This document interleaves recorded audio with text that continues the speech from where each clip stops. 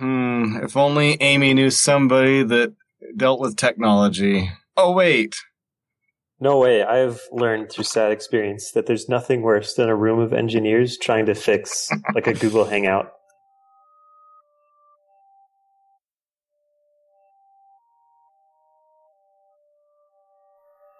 This episode is sponsored by Frontend Masters. They have a terrific lineup of live courses you can attend either online or in person. They also have a terrific backlog of courses you can watch, including JavaScript the Good Parts, Build Web Applications with Node.js, AngularJS in Depth, and Advanced JavaScript. You can go check them out at frontendmasters.com. This episode is sponsored by Hired.com. Every week on Hired, they run an auction where over 1,000 tech companies in San Francisco, New York, and LA bid on JavaScript developers, providing them with salary and equity up front. The average JavaScript developer gets an average of 5 to 15 introductory offers and an average salary of $130,000 a year. Users can either accept an offer and go right into interviewing with the company or deny them without any continuing obligations. It's totally free for users, and when you're hired, they give you a $2,000 bonus as a thank you for using them. But if you use the JavaScript Jabber link, you'll get a $4,000 bonus instead. Finally, if you're not looking for a job but know someone who is, you can refer them to Hired and get a $1,337 bonus if they accept the job. Go sign up at hired.com/JavaScriptJabber. This episode is sponsored by Widmo5, a brand new generation of JavaScript controls. A pretty amazing line of HTML5 and JavaScript products for enterprise application development in that Widmo5 leverages ECMAScript 5 and each control ships with AngularJS directives. Check out the faster, lighter, and more mobile Widmo 5. This episode is sponsored by DigitalOcean. DigitalOcean is the provider I use to host all of my creations. All the shows are hosted there, along with any other projects I come up with. Their user interface is simple and easy to use, their support is excellent, and their VPSs are backed on solid-state drives and are fast and responsive. Check them out at DigitalOcean.com. If you use the code JavaScriptJabber, you'll get a $10 credit. Hey everybody, and welcome to episode 178 of the JavaScript Jabber Show. This week on our panel we have Jameson Dance. Hello, friends. Amy Knight. Hello. Joe Eames. Hey, everybody. I'm Charles Max Wood from devchat.tv. If you missed the Angular Remote Conf tickets, it is not too late. I have the videos. They will be released. You can buy after-the-fact tickets for a little less than the regular price tickets, and then you can get into the forum and watch the videos. And I'm also going to be setting up some webinars with some of the talks that I didn't accept for the conference because they were really good proposals. So anyway, super excited for that. So keep an eye out for that. If you want to just go to the webinars, I'm going to charge separately for those from the regular conference tickets, but conference tickets holders are probably going to get a really good discount on that. I haven't quite set those prices yet. So keep an eye out. We have a special guest this week, and that's Marc Grabanski. Did I say that right? Yes, you did. Hello. You want to introduce yourself real quick?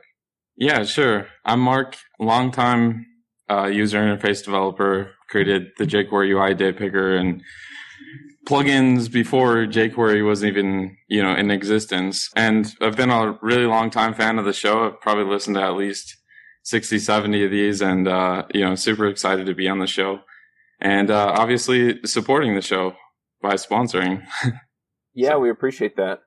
I also have to say that the date picker was the only reason I ever installed it, jQuery UI most of the time. Yeah, that's what a lot of people say, that that's the reason they use jQuery UI, is that plugin. So it's kind of a monster, it's kind of a beast, but it has every option you'd ever need. Do you just hate it now because you've spent so much time on it, or do you love it still?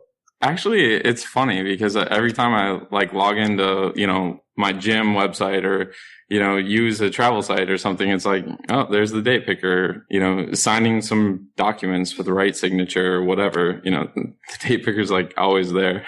That's cool. Everything I use. So it's just fun to see. I mean, I would love to create a new version of it, but, kind of onto other things right now. So it's like Mark's following himself around across the internet. It is fun. And then nowadays you're doing Frontend Masters, which is kind of an online training website. Do you want to kind of explain the idea behind it? Yeah, sure. To give you a tiny bit of backstory, I mean, basically, I've experimented with a lot of formats of education. So just trying lots and lots of different things, trying to get really my message across, the things that are in my head, teaching SVG and teaching, jQuery back in the day and teaching, all sorts of stuff. So, I spoke at 50, 60 different conferences and, just try to figure that whole speaking end of things out. And, that was great. And then I was like, hey, I can run better conferences. And so I just ran like 5 or 6 conferences, and one was at, Google headquarters with 250 people. And, it was a lot of fun running conferences, but I just never felt, fulfilled, because conferences are sort of like, boom, pow, flash, like, here's this cool stuff, right? But it's not really, it's like Yehuda Katz was on stage, at one of my conferences, and, Alex Russell and all these guys, that I look up to. And it's like, well, I want to do that. Like Yehuda was talking about data-driven UIs and all this stuff. It's like, yeah, that's awesome. Okay, how do I do it? And so that kind of led me to, I created like a 7-hour screencast course, kind of teaching what I knew. And I just didn't enjoy, talking to myself, basically, to my computer in my basement. And I know a lot of people can really do that well, but it wasn't something that I enjoyed. So just started running workshops and speaking. I taught like the first series of Frontend Masters, which was just a workshop series. It was like 6 workshops. And then I invited kind of domain experts in each of the topics to speak in the afternoons. And so it was 6 of us. I taught mornings, they taught the afternoons, and it's sold out. So people were going to videos. And so we, went through just trying to figure out how like to make an enjoyable experience out of live, workshops. And, it's just been iterating on that. People were like, oh, I want to participate in these things live online. So I was like, okay, here we go. Let's set up live streaming. And I talked to like, live stream guy, right? And he's like, so you want to build a TV studio? Okay, here we go. So we just, just keep iterating on things, making things better. And now, since we have the live stream, it's awesome because there's, over 100 people online. They're chatting, asking questions, and we have a moderator that's watching the chat rooms, making sure that their questions get asked to the teachers. And these are like all day sessions, 15 people in person, over 100 online. And, there's the teacher just loves teaching the audience, just like I said, if Frontend Masters existed where I could just go somewhere and teach for a day, and have those videos broadcast to tens of thousands of developers, I would have just done it myself, but because it doesn't exist, I just keep iterating on it. And obviously it's formed into a nice business. So, yeah. So I spend a lot of time on Twitch TV, and I'm really interested in the phenomenon of live streaming and participating with an audience and stuff. I have never thought about it in a technical standpoint, though. It's usually just people playing video games and like chatting with their audience. Yeah, I love Twitch. I watch it too. So usually when people do it on Twitch, they're just kind of focused on their game or whatever they're doing. And every once in a while, they'll just kind of take a break and check chat and participate in it a little bit. How do you balance teaching with keeping up with all the live stream viewers and making sure you're not kind of leaving them behind or questions are getting lost or things like that? Yeah, so we kind of prep the teachers ahead of time to make sure that all of the code is kind of easily accessible. So that solves like a big part of the problem, which is like, do the people online have access to the code and everything? And then the second part, which is what you're kind of talking about, which is like all these people chatting and everything. We have a moderator that their job is just that, right? Their whole job is just that. So if the teacher wants to glance and look at the chat room, we have it up all day, but the moderator it's their responsibility to make sure all the questions get asked to the teacher. And then also, these are workshops, so people are actually working through the code. So we kind of cut the camera, and the teacher can talk, directly to the online students the entire work time. And so a lot of the questions that come up in break, they'll kind of reiterate once we get back to the podium. So that's kind of how that works. Have you done any Frontend Masters plays develop a JavaScript application where everyone just types a letter and you try to make it compile into valid JavaScript? Kind of like Twitch plays Pokemon, but Twitch plays Pokemon. No, it is a cool idea. I've thought about some really cool live streaming ideas that we can do, but yeah, this is a format that works really well. So we're just kind of scaling it. So how big do you think it can scale to? You said you have 100 people about. Is that kind of your biggest class so far? Yeah, I typically try to keep it to 15 people in person and 100 online, or 120, basically, because I find that that's a great mix of, in-person questions versus online questions. We've had, where it's 35 people in person and it's just like the in-person room just completely dominates because they're just constantly asking questions, and the online people feel like they can't get an edgewise in, right?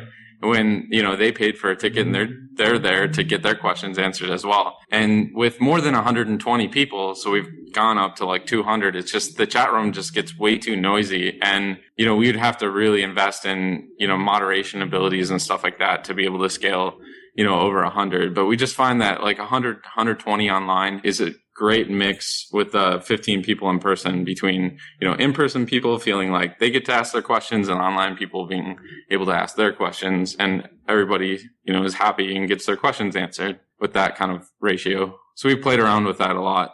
I know that you record these sessions or workshops in Minnesota. Yeah. And do you have a lot of people actually travel in for that, or are they mostly local folks that want to show up for these? Because it's only 15 people, it's pretty easy to get that from the local, the local audience. But we have had people from, Amsterdam and Atlanta, around the US and around the world, fly in. So it does happen. It's just not, exactly our focus, if that makes sense. And don't knock Minnesota. Minnesota is rad, and everyone should fly into Minnesota from all over the earth, because it's amazing. Yeah, it is pretty fun. So, except maybe like in the winter. In the winter, it sucks. Except like from November to March. No, it's only 20 below, maybe a couple weeks of the year. Yeah. I used to be from up there. I don't miss it. Yeah, those months get really rough for sure. Everybody's all depressed, hanging their heads, talking about how the weather is bad, but I had a question, because your format is, very similar to kind of my background into programming and kind of how I learned. Like originally I was learning in a vacuum by myself, and then went to boot camp, so I was around other people. Do you think that format kind of increases like the value people get out of it, because they have like a shorter feedback cycle, they can ask questions and they can see that the people around them are having similar questions? Yeah, I mean, I'm obviously, biased. This is the format that I landed on, that I like personally to participate in, but also to watch. So I realized that it doesn't work for everyone, but it works enough where, especially with the videos now, like we have some of the most popular programming courses, in the world that have been created in this format. So it clearly works for a lot of people. I can imagine too, like for the instructors, I'm